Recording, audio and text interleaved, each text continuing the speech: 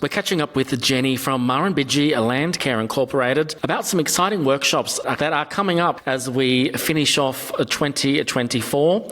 And as we can see just by looking at the weather over the last few days, it certainly is starting to warm up, not only here in Hay, but across the whole Riverina. So let's welcome Jenny to the program. Welcome, Jenny. Thank you very much, Matt. Now it is starting to warm up and you've got some great things happening that can get us outdoors and get us involved in doing many different things. Indeed. Spring's a wonderful time for landcare, and we've got a workshop just next week, just next Wednesday. It's actually the last in the opportunity to be a part of the Western Riverina Seed Workshop series. It's a series we've been holding at Tabata. These workshops have been facilitated by Martin Driver from Plain Sense Vegetation Management.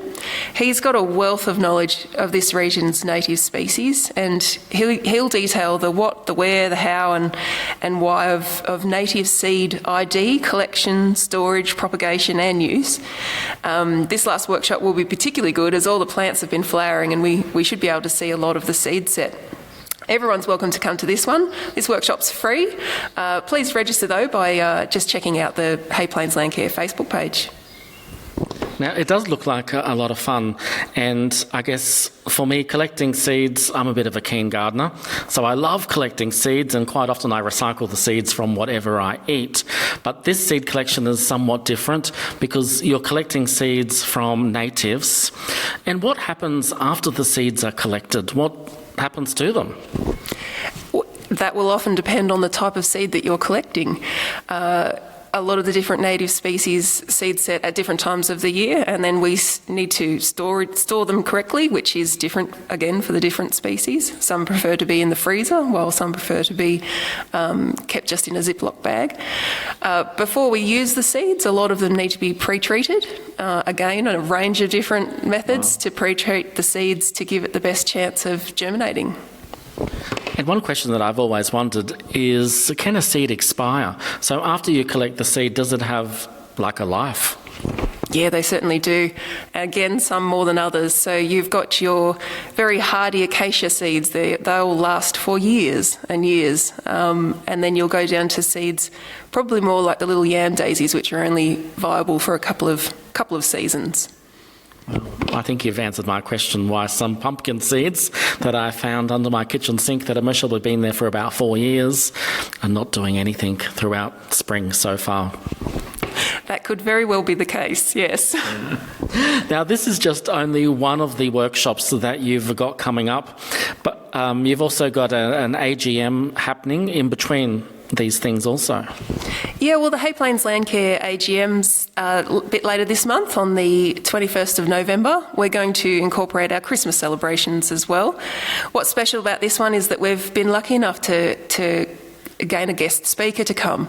At the request of our members, Mal Carnegie from the Lake Cowell Foundation is coming along to discuss with us all about the Southwest Renewable Energy Zone, its potential environmental impacts and opportunities that can exist with community benefits funds. So it should be quite an interesting discussion, and all members are of course invited to come and share in our year's successes and put forward their ideas for next year.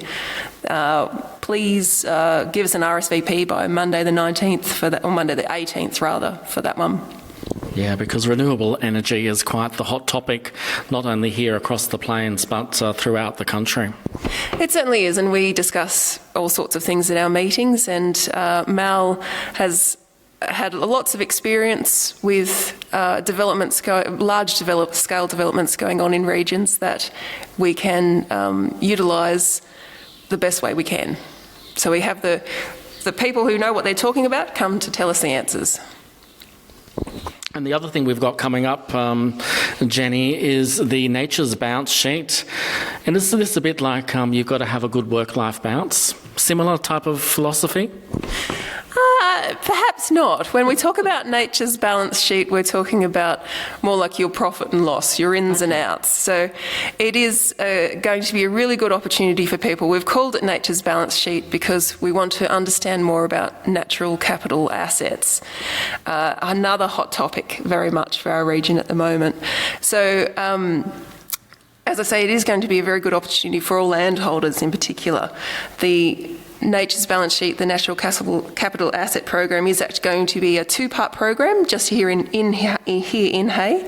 Murrumbidgee Landcare is teaming with the Biodiversity Conservation Trust, Riverina Local Land Services and DPI's on-farm carbon advice team for this program. The part one will be on 26th of November, and it's an introduction to natural capital and an asset tour of Warrendale out Mid-Western Highway. The visit will include discussions about basic concepts related to natural capital and how to get started, including a walkthrough of the Warrendale Natural Capital profile. The part two on the 3rd of December will be a carbon management workshop at the TAFE by the DPI, where people can really learn about emissions and tools and calculators and market drivers and current and future strategies to reduce emissions and sequester carbon. This program will give landholders a better understanding of how to navigate environmental markets and the opportunities that exist within them. So the Natural Capital Asset Program is being provided free of charge. Registrations again are necessary by visiting the Hay Plains Landcare website or Facebook page. When we look at, you might be able to answer this question, you might not be able to, but when we talk about on-farm carbon management, are we also talking about, the trucks that come onto our farms to take stuff out of our farms and then transport it to another place? When we talk about on-farm carbon management, we're talking about managing the assets that are on a farm, from the soil to the plants to the animals, and again, managing how all of those things coincide. So I'm not going to put my hand up as the best person to be explaining all about carbon management. That's why I'm getting these great guys in here to teach you all about it. So we're having the people who know what they're talking about coming in to get the right story across during this program. Which is such a great thing to do, Jenny. And do you often find that sometimes it's hard to find guest speakers on specific topics, or there is just so many out there? Our workshops and programs and activities that we base are put forward by our members during our meetings. So we like to follow the interests of our Landcare members, and I'll go away with the ideas, and while they might not happen tomorrow, I've got them on a list, and I find the speakers and see what I can do to get the information to the people that they want. So this is what we've got happening to finish off 2024. 2025 is just around the corner, and I would imagine that there is some planning in the process happening now for things that are going to happen in 2025. Yes, of course there is. 2025 will be just as big as 2024 with any luck. So again, we're following our members' interests, and there's quite a few things in the pipeline. We're looking at doing a cultural burn workshop and continuing a lot of educational workshops and presentations with the Hay Plains Landcare nursery and demonstration site. And when we talk about people becoming members, is it too late to become a member? It's never too late to become a member, Matt. The Hay Plains Landcare membership details are found on their website page. It's just $20 for a year or $50 for 3 years, and that actually gives you access to all of the facilities that Hay Plains Landcare own, and also access to the seedlings and the plants that are available at the nursery. Look, that's really great, Jenny. Now, this most probably is the last time that I'll get to speak to you in 2024. You're going to be having a bit of a break before you get back into things? A little bit of a break over summer. We like to spend a lot of time down the river. Thank you very much for supporting Hay Plains Landcare and Murrumbidgee Landcare this year, and look forward to talking to you about all our exciting projects next year. Absolutely, and I'm going to say it because it's not too early. Have yourself a Merry Christmas and a Happy New Year. Never too early. All good. Same to you.